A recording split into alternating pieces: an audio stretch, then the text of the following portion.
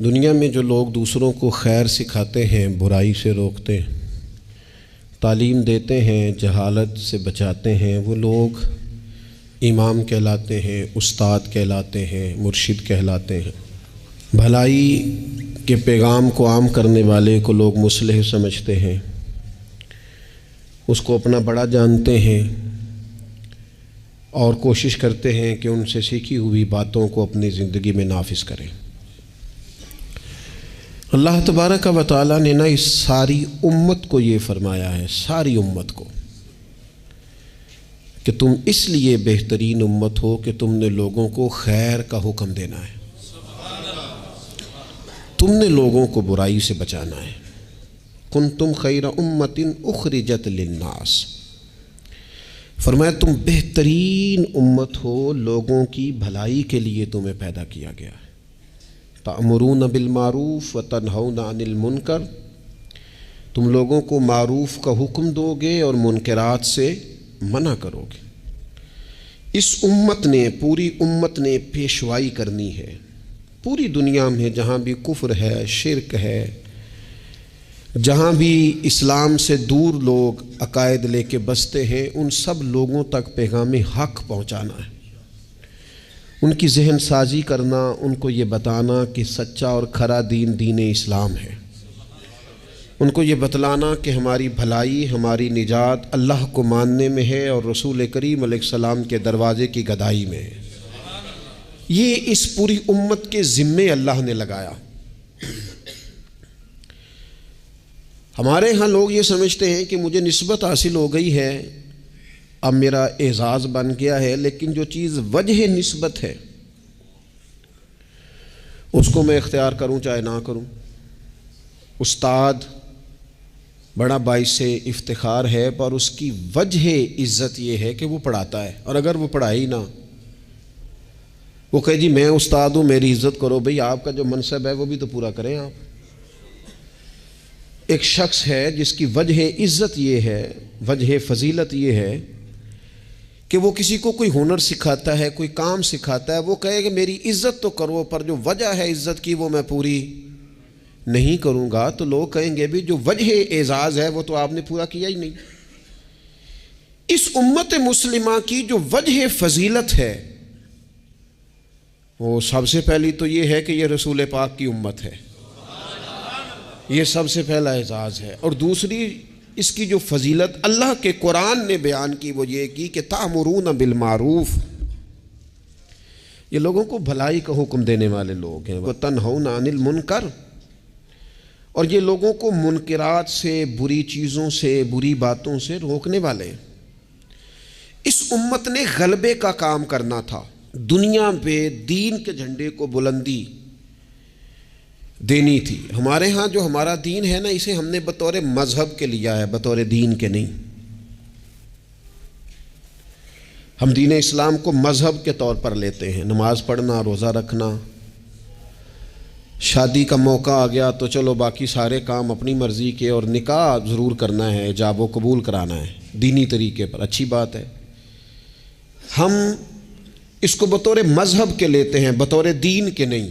یعنی ہم کہتے ہیں کہ ہم مسجد کے اندر تو اسے قبول کریں گے، لیکن جب دینی طور پر قبول کریں گے نا، پھر ہم مطالبہ کریں گے کہ کچہری میں بھی رسول اللہ کا دین ہونا چاہیے۔ پھر ہم نفاذ کی بات کریں گے، پھر ہم اس کے غلبے، هو الذی ارسل رسولہ بالہدی والدین الحق، یہ دین ہے، والدین الحق لیظہرہ علی الدین کلہ۔ اللہ فرماتے ہیں یہ رسول ہم نے اس لیے بھیجے ہیں دین حق دے کے، تاکہ اس دین کو سارے دینوں پر غالب کر دیں، اس کا غلبہ ہو۔ ہمارا کفر کے ساتھ یہ طریقہ ہمیشہ یہ رہا، غیروں کے ساتھ، کہ بھئی دین ہمارا چلے گا، تم ہمیں جزیہ دو، اپنے مذہب کے مطابق تم کرو پوجا پاٹ، معاذ اللہ جو تم نے کرنی ہے، اگرچہ وہ درست نہیں ہے۔ لیکن اب کیا ہوا ہے؟ اب یہ ہوا ہے کہ نظام ان کا ہے ہر جگہ پہ، اور ہمیں یہ کہا گیا ہے کہ نماز پڑھو کوئی حرج نہیں، روزہ رکھو، زکوٰۃ دو، خدمات کرو، لیکن جو نظام ہے ارسل رسولہ بالہدی والدین الحق لیظہرہ علی الدین کلہ، وہ ہمیں کہتے ہیں کہ نظام ہمارا رہے گا، امریکہ، افریقہ، برطانیہ میں نماز پڑھنے پر تو کوئی پابندی نہیں، لیکن وہ آپ کو آپ کے قانون کے مطابق نفاذ دین کی اجازت، اور یہاں بھی یہ حال ہے۔ ہمارا سیاستدان کیا کہتا ہے مولوی نماز پڑھے، کون منع کرتا ہے؟ بڑی مسجد بنائے، لیکن سیاست کی بات نہ کرے، وہ غلبے کی بات نہ کرے، وہ اسمبلی میں دین کی بات نہ کرے۔ یہ وہ بنیادی فرق ہے جسے سمجھنے کی ضرورت ہے کہ جب تک نفاذ دین نہیں ہوتا اتنی دیر تک یہ تفریق ختم نہیں کی جا سکتی کہ یہ امیر ہے اور یہ غریب ہے۔ اتنی دیر تک یعنی آپ تک نماز تو آئے گی اگر آپ بطور مذہب دین کو لیں گے، لیکن انصاف نہیں آئے گا۔ انصاف گھر میں تب آئے گا جب دین نافذ ہوگا۔ غریب کو اس کی داد رسی اس وقت ہوگی جب کچہری میں اور جب پارلیمنٹ میں دین آئے گا۔ یہ ضروریات زندگی کی تب پوری ہوں گی، ورنہ ٹھیک ہے غریب کی مدد ہو رہی ہے، مسکین سے تعاون ہو رہا ہے اپنے لب و لہجے، تو دین کے لیے جد و جہد کرنا، دین کے نفاذ کی کوشش کرنا، سب سے پہلا مسئلہ تو یہ ہے دین کیسے نافذ ہو۔ سب سے پہلا مسئلہ تو یہ ہے کہ ہمارے اندر وہ خاص شعور ہی نہیں کہ مذہب کو نافذ ہونا چاہیے، کیونکہ اپنی اپنی دکانداری، اپنا اپنا نظام، اپنا اپنا حساب، اپنے اپنی طریقے سے سب لوگ لے کے چل رہے ہیں۔ وہ ایک نظام کے جھنڈے کے تلے آنے کو تیار۔ سب سے پہلی بات تو یہ ہے کہ ہمارے اندر دینی شعور پیدا ہو، ہم پسند کریں اس بات کو کہ اگر نبی پاک نے سادہ کھانا پسند کیا تو ہمیں بھی سادہ پسند ہے۔ ہم پسند کریں اس بات کو کہ اگر حضور نے فرمایا ہے کہ سادی بارات جائے گی، تھوڑے سے لوگ ہوں گے، نکاح آسان ہوگا، وہ برکت والا ہوگا، تو ہمارا یعنی وہ جو ہمارے اندر چیز پنپتی ہے نا کہ میں مطلب چاہ کرنا ہے میرے منڈے دا بیاہ ہے، وہ پنپے نہ، وہ خواہش نہ پیدا ہو۔ سب سے پہلی بات تو یہ ہے ہم کہیں یار میں اسی طرح بیٹی کا بیاہ کروں گا جس طرح مدینے والے نے سیدہ فاطمہ کا کیا ہے، ہم اسی طرح نکاح کو رواج دیں گے جس نکاح کا رواج نبی پاک نے مولا علی شیر خدا کے لیے پسند فرمایا ہے۔ یہ جب پہلی بات تو یہاں اپنے آپ کو کھڑا کرنا بڑا ضروری ہے، یہاں نہیں کھڑا کر پاتے۔ اگر پیسے ہاتھ نہیں آئے تو چلو ٹھیک ہے ہم سادے ہو گئے، اگر آ گئے تو یاد رکھو فقیری میں فقیری کرنا کوئی کمال نہیں، کرنی پڑتی ہے، مجبوری ہوتی ہے۔ فقیری میں فقیری کوئی کمال نہیں، کمال تو یہ ہے کہ تو بادشاہی میں فقیری کرے، تیرے پاس لاکھوں پڑے ہوں پر تیرا مزاج فقیرانہ ہو، کروڑوں اربوں تو خرچ کرنے کی طاقت رکھتا ہو لیکن تو کہے نہیں میں مزاج فقیر۔ سلام اس پر کہ جس نے بادشاہی میں فقیری کی، سلام اس پر کہ جس نے بے کسوں کی دستگیری کی، سلام اس پر کہ جس نے بادشاہی میں فقیری کی۔ نبی پاک علیہ السلام نے بادشاہی میں فقیری کی، حضرت ابو بکر نے بادشاہی میں فقیری کی، حضرت سیدنا عمر فاروق نے بادشاہی میں فقیری کی، کروڑوں خرچ کرنے والے عثمان غنی، لیکن سیدنا عثمان غنی کی شان یہ ہے کہ جب خطبہ دینے کے لیے منبر پہ بیٹھتے ہیں تو کرتے پہ بھی پیوند ہیں اور ان کی تہمت پر بھی پیوند ہیں اور ان کی پگڑی بھی پرانی ہے، تو لوگوں نے کہا یہ کیا ہے؟ تو کہا یہ وہی ہے جو ہمیں مدینے والے رسول نے سکھایا ہے۔ وہ خرچ کرنا ہے دوسروں پر، وہ سارے کا سارا اپنے اوپر اعلیٰ آسائشیں حاصل کرنا اور پتہ نہیں کہاں سے کہاں نکل جانا۔ حضرت مولا علی شیر خدا امیر المومنین ہیں، لیکن کوفے کی جامع مسجد کے باہر کھڑے ہو کے کہتے ہیں میری زرہ خرید لو، تامت زیادہ پرانی ہو گئی، اب تو پیوند کی جگہ بھی نہیں رہی، اگر پیسے ہوتے تو میں زرہ نہ بیچتا۔ یہ بادشاہی میں فقیری ہے۔ یہ کون ہے؟ یہ علی کون ہے؟ یہ حسنین کون ہیں؟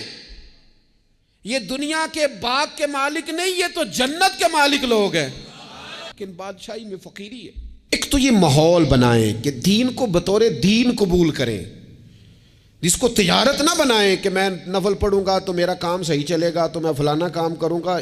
عبادت کو عبادت رہنے دیں، اگرچہ تسبیحات گننا جائز ہے لیکن ہر وقت اپنی نیکیاں گنتے ہی رہنا اور کانوں میں بتا دینا کہ آج میں 4,500 پڑھے ہے، یہ بھی ٹھیک۔ زاہدوں نے یہ عجب کام کیا، اب بس ہے نا کہ تسبیح کے دانوں سے جو کام لیا، چاہیے تھا نا کہ بے شمار پکارتے تجھ کو۔ اور یہ بھی کوئی بات ہے گن گن کے تیرا نام لیا، گن گن کے تیرا نام لیا۔ وہ جو دیتا ہے وہ بھی کبھی گنا ہے، لیکن اس کا نام بھی لینا تو پہلے گن لینا۔ یہ کیا بات ہوئی؟ میں نے کہا گننا جائز ہے، لیکن اس گننے میں اپنے آپ کی بڑھوتری بیان کرنا کہ میں بڑی شے ہوں، میں نے اتنا پڑھا، یہ درست نہیں ہے۔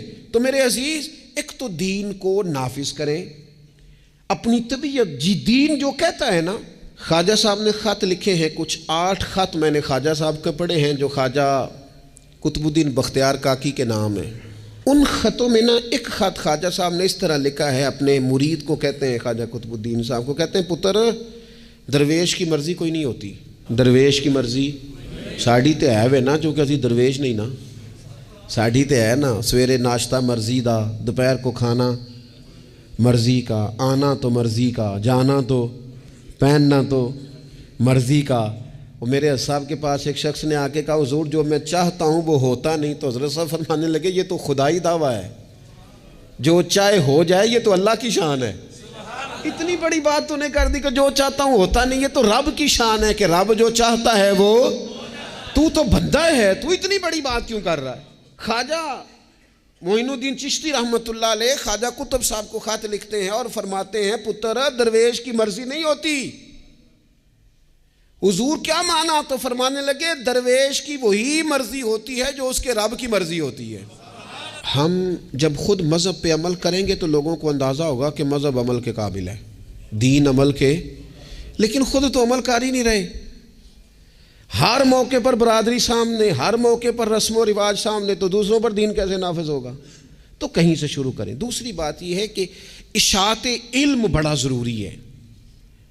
دین کی جو بنیادی اور ضروری تعلیمات ہیں، دیکھیں کسی شخص کو کی روزی روٹی ٹھیک کر دینا بھی بڑی بات ہے، لیکن اس کو علمی طور پر مضبوط کر دینا، اس کو اللہ والا کر دینا، اس کا توکل مضبوط کر دینا، اس کے مزاج میں صبر پیدا کر دینا، حوصلہ پیدا کر دینا، خودداری پیدا کر دینا، عزت نفس اس کی طبیعت میں ڈال دینا، یہ اس کی جو خدمت ہے نا، یہ بہت بڑی خدمت ہے کہ آپ نے کسی بندے کو اخلاقی طور پر دینی، روحانی اور مذہبی مزاج دے دیا۔ رسول اللہ صلی اللہ تعالیٰ علیہ وسلم کے زمانے میں صحابوں کے پاس کروڑوں اربوں خربوں روپے نہیں آئے تھے، ان کے پاس کیا آیا تھا؟ خلق محمدی کا رنگ آیا تھا ان میں، صلی اللہ تعالیٰ علیہ وسلم۔ اس کو سیکھنے، سمجھنے اور عمل کرنے کی عادت۔ لوگوں میں پیغام دین اور اشاعت علم یہ بڑا ضروری کام ہے، اور انسان ساری زندگی سیکھے۔ ابھی بھی قرآن مجید اللہ کے فضل سے کئی دفعہ موقع ملا اس کو ترجمے تفسیر کے ساتھ، مختلف تفاسیر کے ساتھ سارا دیکھنے کا، لیکن ابھی بھی بعض اوقات پڑھتے ہیں تو کچھ آیتوں کا نیا معنی سمجھ میں آتا ہے۔ کئی دفعہ پڑھنے پر چیز نہیں کھلتی اور دوبارہ پڑھی ہے تو کھل گئی ہے۔ حضور علیہ السلام نے فرمایا میرا قرآن کبھی پرانا نہیں ہوگا، جب بھی پڑھو گے تازہ ہی مزہ دے گا۔ ایک تو مزاج علمی بنائیں، دوسری بات یہ ہے کہ ڈیلیور کرنے کا مزاج ہو، دینے کا مزاج ہو۔ امت مسلمہ دیتی ہے، یہ کشکول طلب دراز نہیں کرتی۔ دکھ سنانا ہر وقت یہ مزاج پیدا کرنا کہ بڑی غریبی، بڑی آزمائش، بڑی پریشانی ہے، اس سے تو بندہ کمزور ہو جاتا ہے۔ طبیعت اس طرح کی ہو کہ کوئی سیکھ لے، کوئی سمجھ لے، کوئی اس کے اندر چیز پیدا ہو جائے۔ اپنی خودی کو، خودداری کو بیدار رکھنا اور کسی کا نفع کرنے کی کوشش کرنا۔ حضرت عمر فاروق رضی اللہ تعالیٰ عنہ سفر کر رہے تھے، ایک بوڑھے کو بھیک مانگتے دیکھا، اسے پہچان لیا، فرمایا تو فلانا فلانا یہودی نہیں؟ یہودی۔ اس نے کہا میں وہی ہوں۔ فرمایا بھیک مانگ رہے ہو؟ کہنے لگا میں اسلامی حکومت کو جزیہ دیتا ہوں، لیکن اب بوڑھا ہو گیا ہوں، کمائی نہیں کر سکتا، تو جزیہ تو دینا ہوتا ہے نا، تو میں کچھ خیرات کٹھی کرتا ہوں، تو کچھ اپنے اخراجات دیکھتا ہوں اور کچھ میں جزیہ دیتا ہوں۔ تو حضرت عمر اس کو پکڑ کے لائے وزیر خزانہ کے پاس، فرمایا جب تک یہ بندہ ٹھیک تھا ہمیں جزیہ دیتا تھا، اب جب تک یہ بیمار ہے اسلامی حکومت اسے ماہانہ اس کے خرچہ دیا کرے گی۔ یہ امت تو دینے والی ہے، اس کو ماہانہ خرچ ہم دیں گے۔ وہ شخص کہتا ہے ساری عمر جزیہ دیا تھا، قریب رہے تھے، وہ اثر نہیں ہوا، اور حضرت عمر کی یہ بات ایسی اثر کر گئی، میں نے کہا حضور یہودی بن کے ضرور میں نے خیرات لینی ہے، آپ میرا ہاتھ پکڑے نا، مجھے کلمہ پڑھائیں، ہم اس مسئلے کو ہی ختم کریں، یہ تفریق ہی ختم ہو۔ امت تو دیتی ہے، امت تو بانٹتی ہے، امت کے اندر تو جذبہ ہوتا ہے۔ ایک پیشہ برا ہے جوانوں، یاد رکھنا، ایک پیشہ برا ہے، اور وہ ہے کسی کے آگے ہاتھ پھیلانا۔ جو جھاڑو دے کے روزی کماتا ہے بڑی شان والا بندہ ہے، جو سویرے اٹھ کے ٹائم پہ منڈی جاتا ہے، پھل لاتا ہے، ریڑھی لگاتا ہے، وہ بادشاہ ہے، بادشاہ، اس لیے کہ اس نے ہاتھ نہیں پھیلایا، اس نے رب کی رحمت کا دروازہ کھٹکھٹایا ہے۔ وہ بادشاہ آدمی ہے، اس نے اعزاز کے ساتھ اپنی ذمہ داریوں کا احساس کیا ہے۔ بڑا مزہ آتا ہے جب شام کو بندہ اپنی دکان بند کرے اور پھر چھوٹے چھوٹے نوٹ گنے، اور پھر ان میں سے نا، میں نے دیکھا ہے غریبوں کو، کہتے ہیں جی میں نا جی وہ 50 روپے روز دے رکھے نے اللہ دی راہ تے دینے نے، اور پھر اس میں سے وہ تھوڑے سے جب بچا کے کہتا ہے نا کہ آج میں نا مطلب 4 پیسے زیادہ ہیں، آج گھر پھل بھی لے کے جانا ہے۔ وہ جو ذائقہ ہے اسے کبھی محسوس تو کرو۔ میرے رسول پاک علیہ السلام نے فرمایا سب سے بہترین کھانا وہ ہے جو اپنے ہاتھوں کی محنت سے تو کما کے کھاتا ہے، اور فرمایا اللہ کے نبی حضرت داؤد علیہ السلام اپنے ہاتھوں کی محنت کر کے کما کے کھایا کرتے۔ امت کی یہ ذمہ داری ہے کہ امت مشقت کا مزاج بنائے، طبیعت بنائے، مشقت کی ذہن بنائے۔ ہمارے ہاں تو اب جناب وہ جدوجہد کا شوق نہیں، طبیعت نہیں، پڑھنے لکھنے تک کو لوگ بس ٹھیک ہے، برکت سے سارا کچھ چل رہا ہے۔ چوتھی بات آپ کی خدمت میں یہ عرض کرنی ہے کہ امت اگر چاہتی ہے نا عروج پائے، تو پھر امت کو چاہیے کہ تھوڑا اتفاق کا بھی مزاج پیدا کرے۔ ہمارے ہاں نا فروعی مسائل میں بھی اتنا اختلاف ہے، اتنا رٹا ہے، کوئی بندہ دوسرے کو قبول کرنے کو تیار نہیں ہے، جھگڑا ہی جھگڑا، بحث ہی بحث۔ ایک گھر میں 4 لوگ رہتے ہیں اور چاروں کا مزاج مختلف ہے، چاروں کی پارٹیاں مختلف ہیں، چاروں کی سیاست مختلف ہے، چاروں کا مزاج مختلف۔ کسی خاندان میں اتفاق نہیں رہا، کسی قبیلے میں اتفاق نہیں رہا، کسی گروہ میں جماعتیں ٹوٹ پھوٹ کا شکار، تنظیمیں ٹوٹ پھوٹ کا شکار، ملکوں میں ماحول اتنا عجیب۔ یہ میرا وطن ہے پاکستان، جن لاکھوں لوگوں نے قربانیاں دی تھیں وہ پوچھتے ہیں اس لیے تمہیں وطن بنا کے دیا تھا؟ وہ جو ہجرت کر کے آتے رستے میں قتل کر دیے گئے تھے، وہ سوال تو کریں گے نا قیامت کے دن کہ یہ حال کیا تم نے وطن عزیز کا، یہ کیفیات تم نے کی لوگوں کی؟ کوئی حال ہی نہیں۔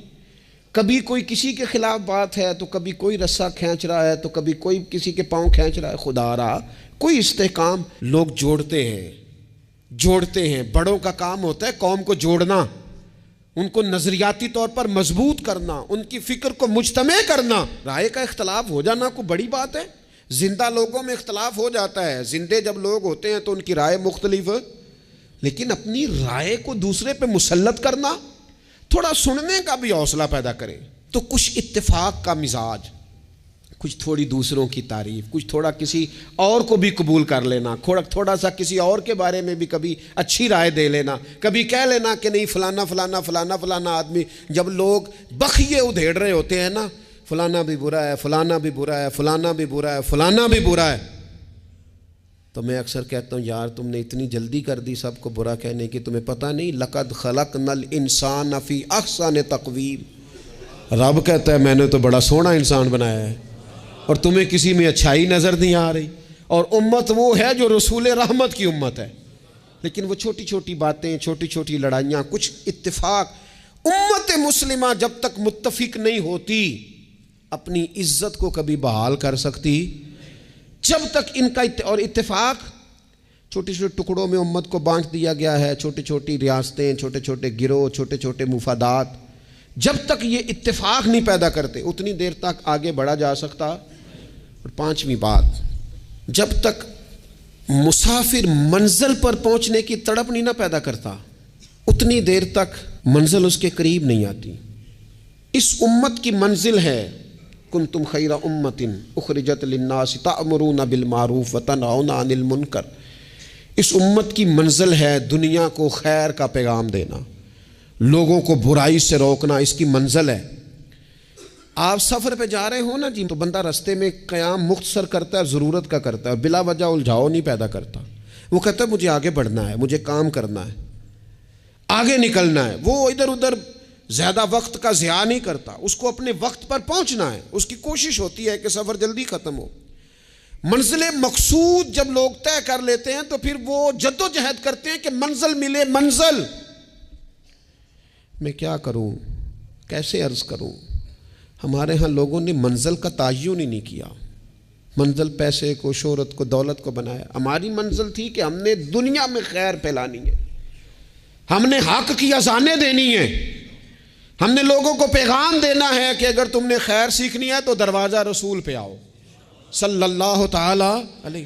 لیکن ہمارا تو گھر کا جھگڑا ہی نہیں ختم ہو رہا، ذاتی رٹے ہی نہیں ختم ہو رہے، ہمارے اپنے روزمرہ کے مسائل نہیں ہمیں پیس کے رکھ، باہر نکلنے کو تیار ہی نہیں، بڑی سوچیں۔ اقبال کہنے لگے وائے ناکامی متائے کارواں جاتا رہا، اور کارواں کے دل سے احساس زیاں جاتا رہا۔ کہنے لگے مسئلہ تو یہ ہے کہ سارا کچھ لٹ گیا اور ہمیں احساس بھی نہیں کہ لٹ گیا ہے، امت بکھر گئی، ٹوٹ گئی، اور احساس بھی نہیں کہ ٹوٹ گئی۔ کچھ کوشش، کچھ جد و جہد، کچھ آگے بڑھنا، کچھ ہمت کرنا، کچھ تھوڑا سا منزل کی طرف سفر کرنا کہ ہم اپنا جتنے لوگ آئے نا امت مسلمہ میں انہوں نے خیر میں اپنا حصہ ڈالا۔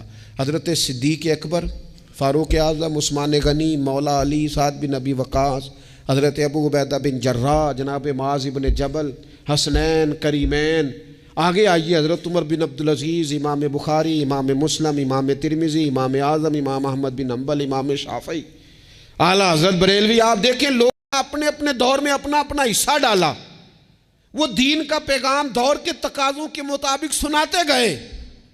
اگر وہ پیغام بغداد آیا تو غوث پاک نے ممبر سجا لیا، اگر وہ پیغام اجمیر آیا تو خواجہ معین الدین نے ممبر سجا لیا، اگر وہ پیغام پاک پتن آیا تو بابا فرید ممبر پہ بیٹھ گئے، دنیا کو اللہ اللہ سکھا دی۔ اگر وہ پیغام لاہور آیا تو سید حجویر مخدوم امم، گنج بخش فیض عالم، مظہر نور خدا، ناکسارا پیر کامل کامل آرا، رہنما وہ اذانیں دیتے رہے، اپنے اپنے حصے کی ڈیوٹی کرتے رہے۔ اب میری اور آپ کی باری آئی، سو کے وقت نہ گزار دینا، دیکھنا سوتے سوتے اسرائیل نہ آ جائیں، دیکھنا کھانے پینے کے سفر میں ہی زندگی تمام نہ ہو جائے، دیکھ لینا پروگرام بناتے بناتے ہی سانسیں ٹوٹ نہ جائیں۔ اقبال تڑپ کے کہنے لگے، حضور کی بارگاہ میں کہنے لگے میری زندگی کا مقصد تیرے دین کی سرفرازی، میں اسی لیے مسلمان، میں اسی لیے مسلمان، میں اسی لیے مسلمان، میں اسی لیے نمازی۔ یہ سارا کچھ جو کچھ ہے یہ بلندی دین کے لیے، سربلندی مذہب اسلام کے لیے۔ اپنے اندر جو کوئی کچھ کر سکتا ہے وہ جد و جہد پیدا کرے۔ سب سے پہلی بات تو یہ عرض کی ہے کہ اپنے اندر دین کا شعور بیدار کرے، علم دین کا مزاج بنائیں، بادشاہی میں فقیری کی طبیعت پیدا کریں، امت کو جوڑنے کی بات کریں، کم از کم فروعی اختلافات کو تو چھوڑیں۔ اور پانچویں بات یہ ہے کہ جو کوئی کچھ کر سکتا ہے وہ کرے، آگے بڑھے۔ ایک بندے کو نمازی بنا سکتا ہے تو اسے بنائے، ایک کو قرآن مجید کی تعلیم کے قریب کر سکتا ہے تو کرے، لوگوں کو بتائے کہ یہ گناہ، یہ میل کچیل، یہ مومن کی شان ہی نہیں، مومن کا کردار، اس کی عظمت اس کے نام سے واضح ہے۔ حضور والے جو ہیں وہ تو لفظ سے واضح ہے کہ یہ کون لوگ ہیں۔ میری زندگی کا مقصد تیرے دین کی سرفرازی، میں اسی لیے مسلمان، میں اسی لیے نمازی، وما علینا الا البلاغ المبین۔